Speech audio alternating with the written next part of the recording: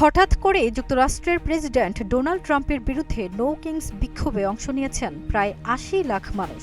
স্থানীয় সময় শনিবার রাস্তায় নামেন সাধারণ মানুষ। এতে প্রেসিডেন্ট ট্রাম্পের নেতৃত্বের প্রতি নিজেদের ক্ষোভ প্রকাশ করেন। ট্রাম্পের বিভিন্ন নীতির বিরুদ্ধে নো কিংস নামে একটি বিক্ষোভে দেশটির ৫০টি অঙ্গরাজ্যের লাখ লাখ মানুষ অংশ নেন। এর আগে গত বছরের অক্টোবরেও নো কিংস আন্দোলন হয়। সে আন্দোলনের তুলনায় এবার ১০ লাখ বেশি মানুষ ট্রাম্পের প্রতি ক্ষোভ জানাতে দেখা গেছে। কেন হঠাৎ করে এত মানুষের বিক্ষোভ?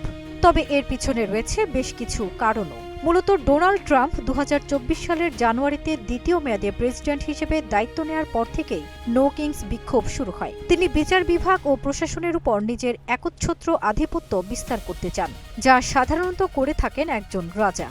কিন্তু মার্কিনিরা নো কিংস আন্দোলনের মাধ্যমে বার্তা দেন তাদের দেশে কোনো রাজার জায়গা নেই, অর্থাৎ ট্রাম্পের নীতির বিরুদ্ধে নিজেদের ক্ষোভ প্রকাশ করেন তারা।